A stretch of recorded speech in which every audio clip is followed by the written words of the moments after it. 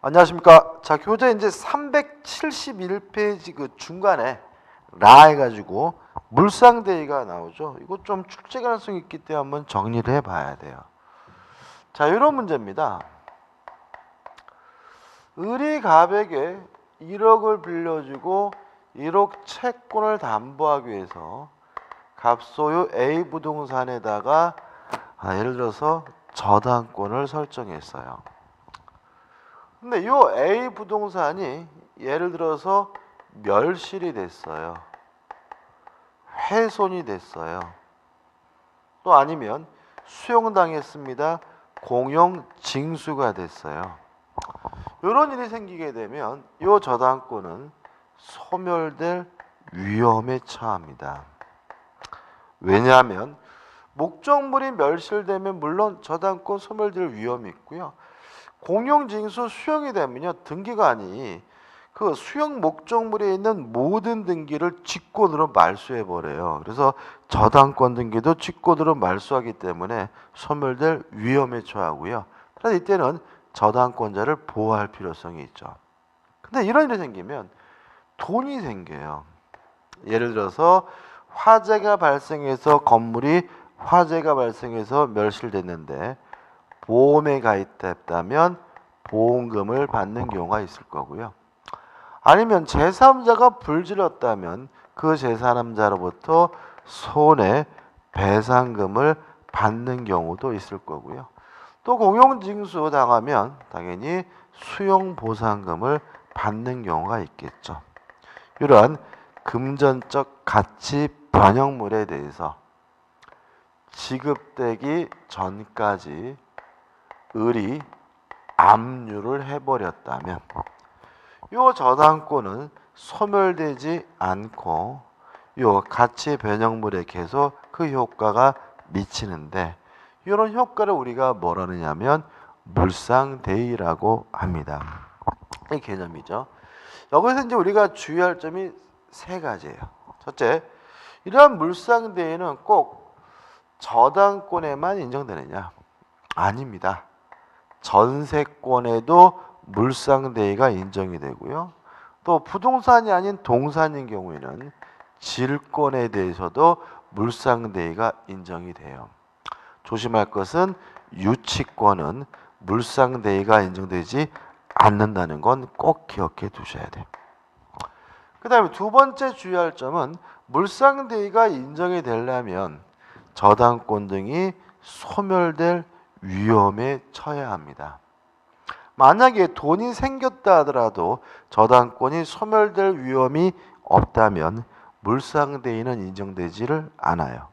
예를 들어서 갑이 이 건물을 병한테 팔아먹고 병으로부터 매매 대금을 받았다 하더라도 이 매매 대금에 대해서는 물상대의가 인정될 수는 없는 거죠. 왜요?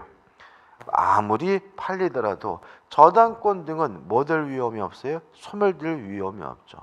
오히려 누가 문제인 거예요? 산 사람이 문제지 저당권자가 신경 쓸 문제는 아니거든요. 따라서 매매 대금과 같은 경우에는 물상대의가 인정되지 않습니다. 그다음 마지막으로 세 번째 주의할 점은 요 물상대의가 인정되려면 요 가치 변형물에 대해서 지급하기 전까지 압류를 해야 되는데 꼭 저당권자가 압류를 해야 되느냐? 그럴 필요는 없다. 저당권자가 압류를 하든 다른 일반 채권자가 압류를 하든 돈이 지급되기 전까지만 압류하면 그것만으로 충분하다는 것이 우리 판례의 입장입니다. 까졌죠, 그죠? 끝이에요.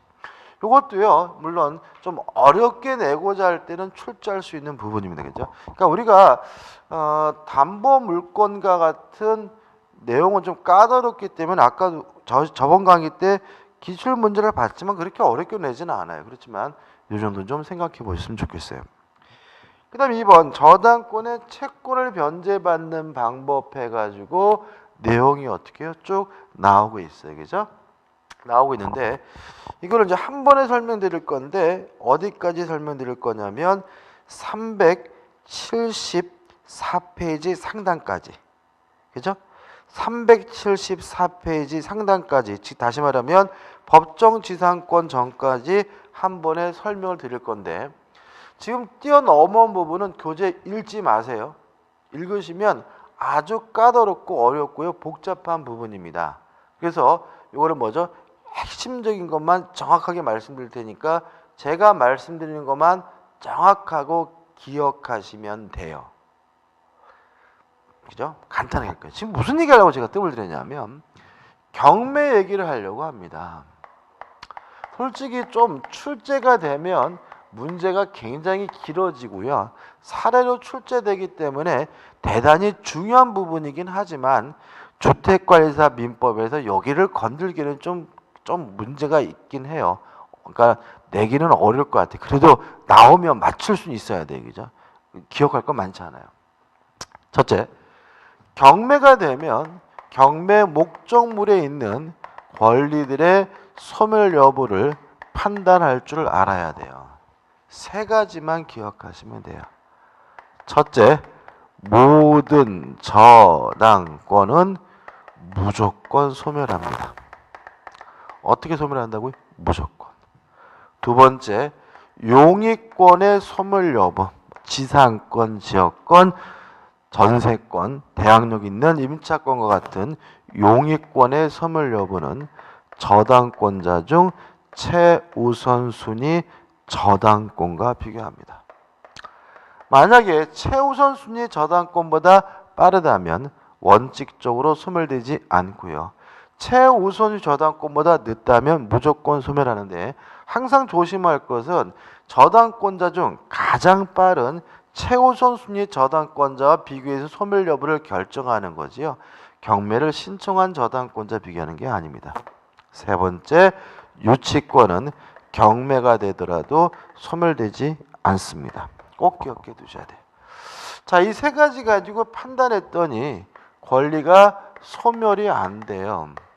소멸이 안 되면 배당을 못 받습니다.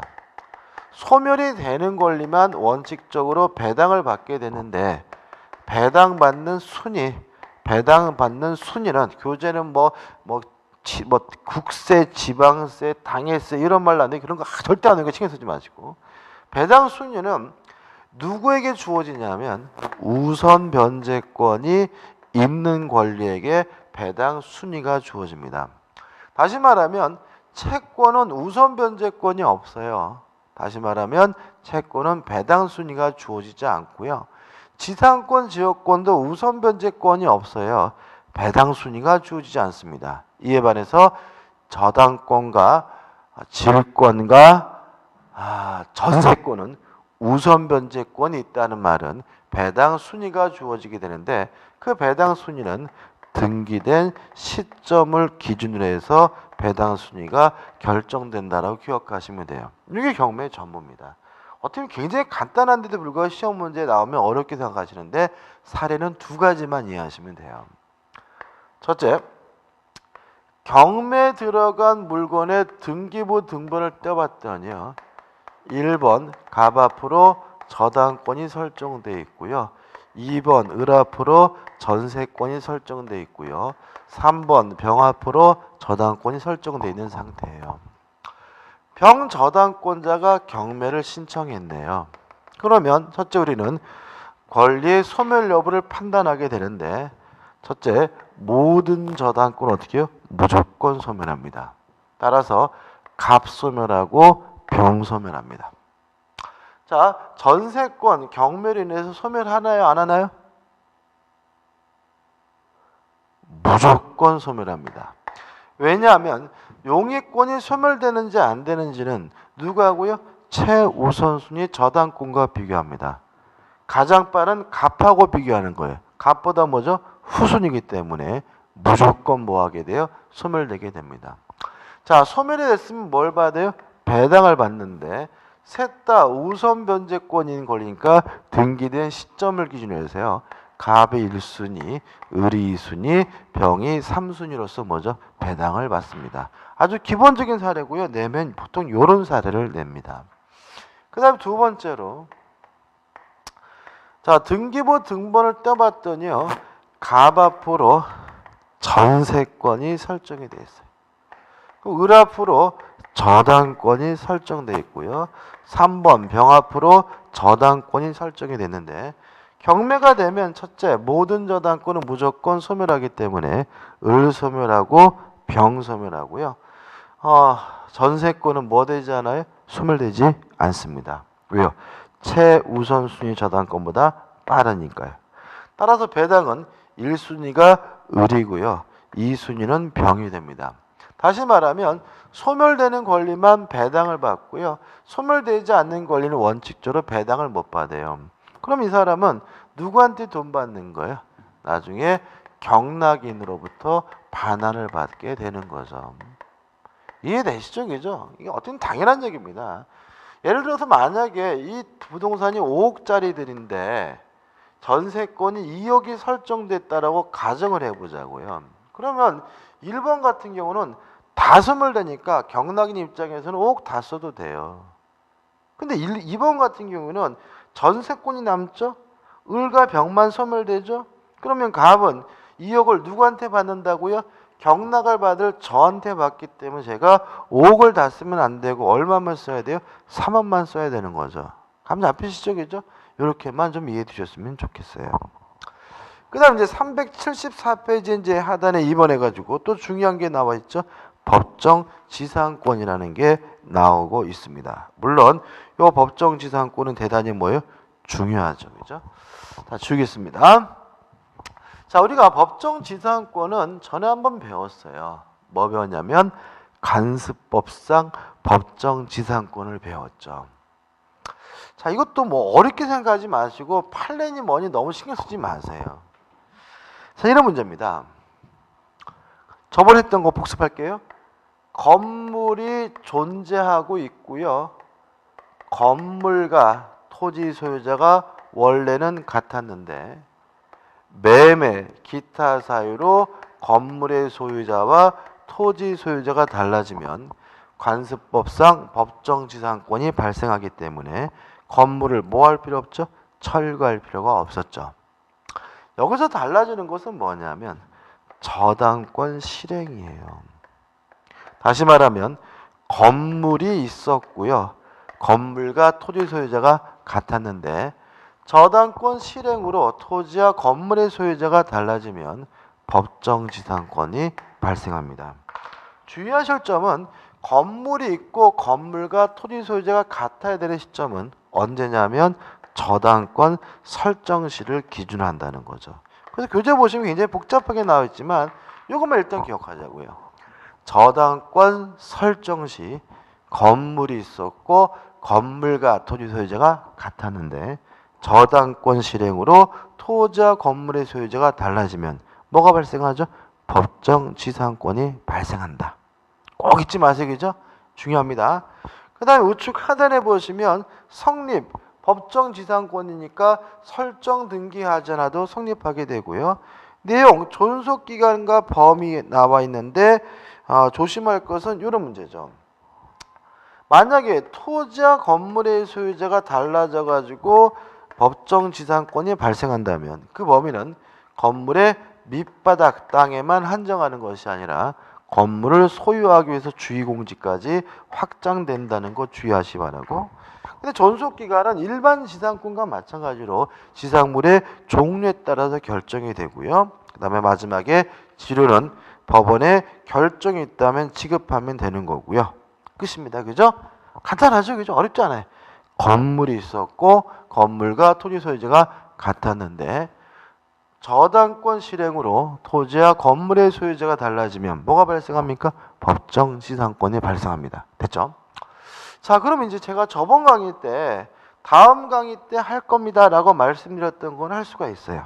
이게 뭐냐면 376페이지에 있는 저당 토지의 건물에 대한 일괄 경매 청구권이라는 게 나오죠. 한번 생각해 볼까요? 자, 땅이 있는데 나대지예요.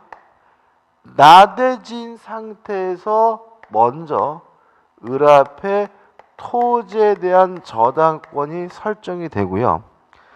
그리고 나서 갑이 건물을 새롭게 신축했어요. 근데 갑이 돈을 안 갚으면 토지 저당권자는 토지를 경매하겠죠.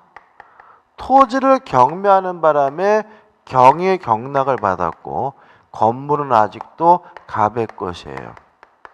그럼 갑에게 법정지상권이 발생하나요? 다시 한번요. 저당권 설정 당시 건물이 있었고 건물과 토지 소유자가 같았는데 달라지면 뭐가 발생해요? 법정지상권이 발생하죠. 건물이 반드시 있어야 돼요. 언제요? 저당권 설정 시. 법정지상권 발생하지 않죠. 다시 말하면 저당권이 설정되고 나서 건물이 신축됐다. 건물이 없었죠. 그죠? 따라서 어떻게 해요? 법정지상권이 발생하지 않으므로 이 건물은 철거돼야 되는 것이 원칙입니다. 근데 꼭 이래야 되느냐 문제인 거죠. 그래서 우리 민법은 토지를 경매해야 되는 것이 FM이겠지만 꼭 그럴 필요는 없고 토지와 건물을 한꺼번에 경매에 싹 넣을 수 있는데 이게 뭐냐면 일괄경매 청구권이라고 하는 거고요. 조심할 것은 이 사람은 어차피 토지 저당권이기 때문에 토지 대금에서만 우선 변제 받는 것이 가능하고요. 건물 대금에서는 우선 변제 받을 수 없다는 거 주의하시면 돼요. 근데 마지막으로 이제 좀 깊이 있게 생각해 볼 것은 판례인데 두 가지예요. 첫째, 토지만 경매할지 토지와 건물을 일괄해서 경매할지 또는 저당권자가 자유롭게 선택하는 것이 가능하다. 그렇죠? 다시 말하면 채권자, 저당권자 마음인 거예요. 따라서 채무자인 갑이 일괄 경매해달라고 청구할 수 없다는 점 첫 번째 기억하시기 바라고요. 두 번째 주의하실 점은 일괄 경매가 인정이 되려면 저당권 설정자가 반드시 건물을 소유하고 있어야 돼요. 만약에 건물의 소유자가 저당권 설정자가 아닌 다른 사람의 소유인 경우에는 일괄 경매할 수 없다는 것도 꼭 기억해 두시기 바라요. 따라서 누가 지었든지 간에 저당권 설정자가 건물의 소유자이면 그만이기 때문에 예를 들어서 용익권자인 정이 건물을 신축했다 하더라도 현재 저당권 설정자인 갑이 건물의 소유를 하고 있다면 일괄 경매가 가능하다는 것이 판례 입장임을 주의하시기 바랍니다. 끝이고요. 그다음 하단의 4번 제3취득자의 보호입니다. 일단 제3취득자는 누구냐면요.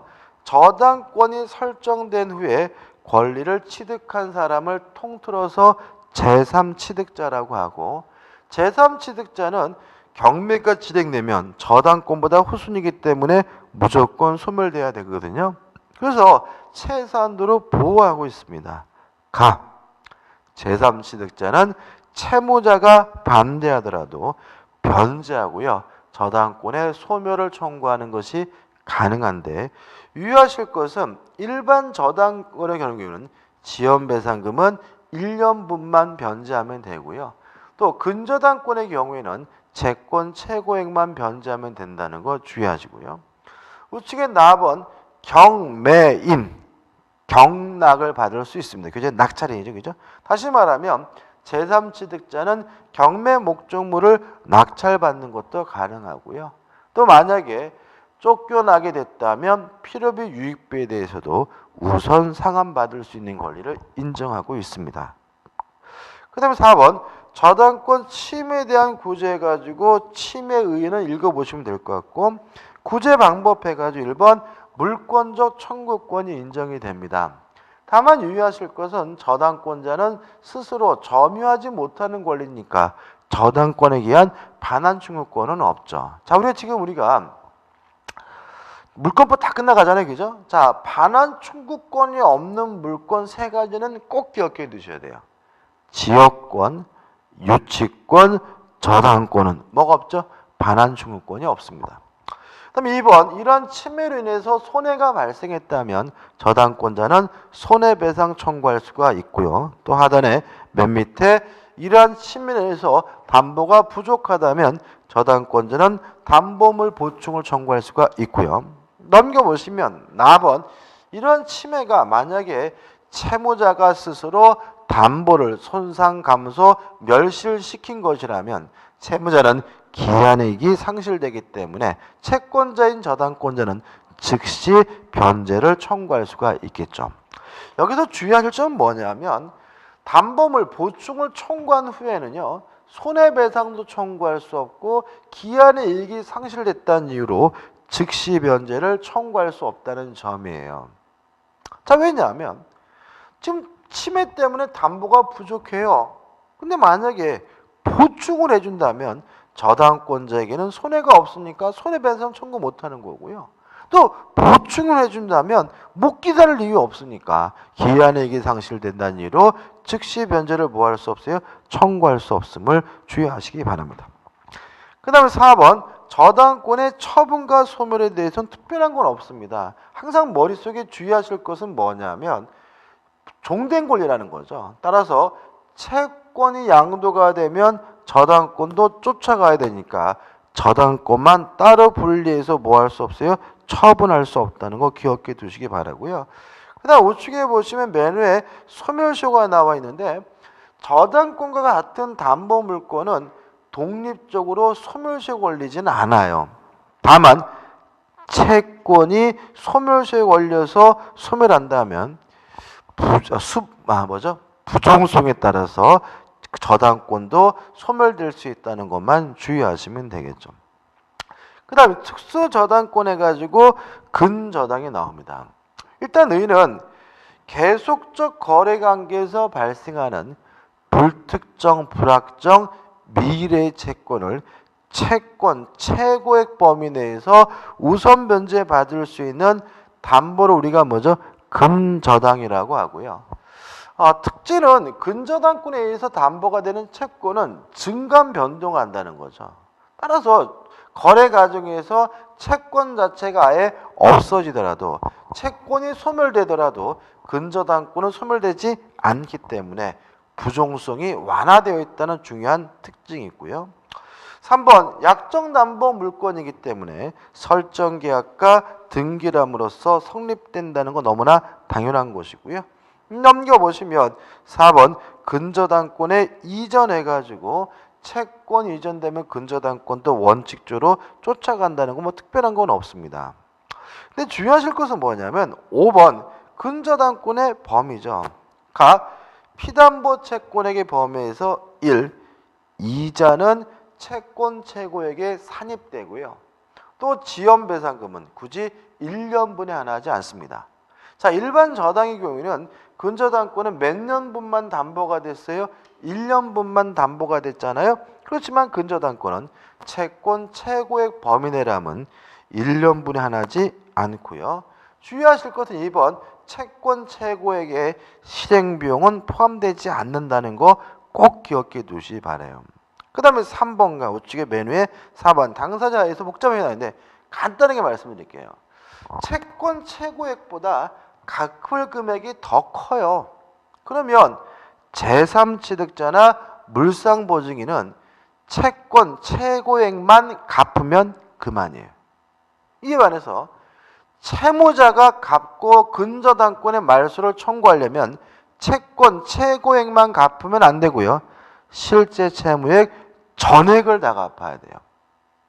비슷한 건 또 뭐냐면 일반 저당권의 경우에는 지연배상금은 1년분에 한해서만 담보가 되잖아요. 근데 만약에 지연배상금이 1년분을 초과하는 경우에는 제3취득자나 물상보증인은 1년분만 갚으면 되고요.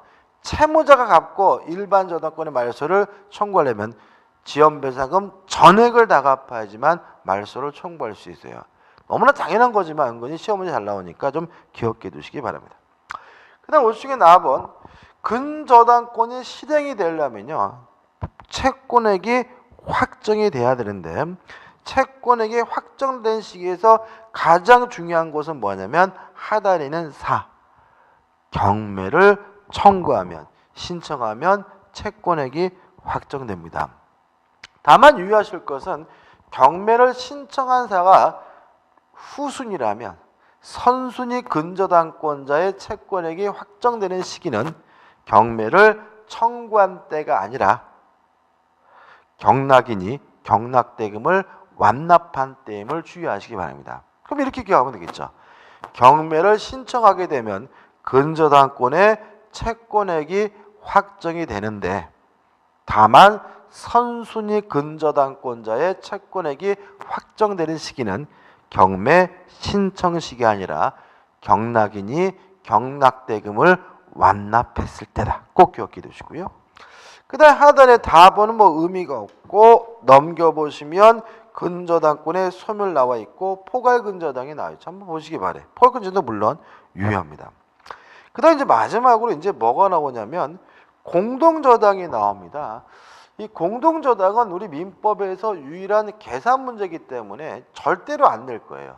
낼 수는 있긴 한데 나오더라도 좀 까다롭고 어렵기 때문에 맞히기가 쉽지는 않거든요. 일단 우리가 간단하게 좀 말씀을 드리면 한 개의 채권을 담보하기 위해 설정된 여러 개의 저당권을 우리가 공동저당이라고 해요. 만약에 여러분들이 듣고 나는 저 인간이 도대체 뭔 소리인지 모르겠다라고 느끼신다면 너무 신경 안 쓰셔도 돼요. 절대로 주택가에서 시험에서 공동저당권 문제를 낼 미친놈은 없습니다. 자, 이런 얘기예요. 을이 갑에게 1억 5천을 빌려주고요. 요것을 담보하기 위해서 A 부동산, B 부동산에다가 저당권을 설정했어요. 이렇게 한 개의 채권을 담보하게 설정된 여러 개의 저당권을 뭐죠? 공동저당이라고 하고요. 이런 공동저당이 설정되면 채권자인 을은 A와 B를 동시에 경매해서 동시에 배당할 것인지 아니면 따로따로 경매해서 일시 배당할 것인지 자유롭게 뭐 할 수 있어요? 선택할 수가 있어요. 만약에 동시 배당하면 좌측에 나오는 내용입니다.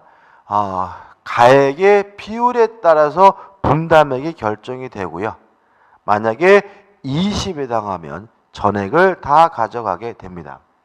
예를 들어서 A 부동산의 가액이 1억이고 B 부동산의 가액이 2억인데 A와 B를 동시에 배당해서 동시에 경매해서 동시에 배당하면 가액의 비율에 따라서 1억 대 2억의 비율로 분담액이 결정됩니다. 비례식을 계산한 방법은 더해서 밑에 깔면 되거든요. 1 더하기 2는 3이니까 A에서는 3분의 1, 5천만을 받아가고요. B에서는 3분의 2, 그렇죠? 1억을 받아가게 됩니다. 근데 만약에 을이 A만 경매했어요. 20 배당하면 전액 1억 원을 다 가져갈 수가 있습니다. 근데 문제는 이런 규정 때문에 후순위 권리자의 권리가 침해된다는 거죠. 예를 들어서 1순위가 을이고 2순위가 예를 들어서 정이다라고 가정을 해볼게요. 그럼 만약 을이 선택을 해가지고 동시 배당을 선택해 주게 되면 A에서는 3분의 1에서 5천만 원만 가져가게 되고 정은 1억에서 을이 5천만 원 가져가니까 얼마가 남았어요? 5천만 원이 남기 때문에 5천만 원을 받을 수가 있는데 을이 20배당에서 A만을 경매하게 되면 1억 원을 다 가져가기 때문에 정은 받을 돈이 하나도 없게 됩니다. 이런 경우 후순위 저당권자인 정은 동시 배당하면 받을 수 있는 5천만 원을 이유로 을이 갑에 대해서 가지고 있는 B 부동산에 대한 권리를 대위 행사하게 되고요. 따라서 정은 5천만 원을 A에서 받을 수 있었던 5천만 원을 어디서? B에서 받게 됩니다. 다만 주의하실 것은 대의 목적물이 채무자인 갑의 소유가 아니라 물상보증인 병의 소유라면 대의할 수 없다라는 것이 판례 입장이기 때문에 후순위 저당권자가 피해보는 일이 발생할 수가 있습니다. 까지. 자, 이렇게 해가지고 이제 물권법을 끝났고요. 다음 강의 때 채권법을 들어가도록 하겠습니다. 감사합니다.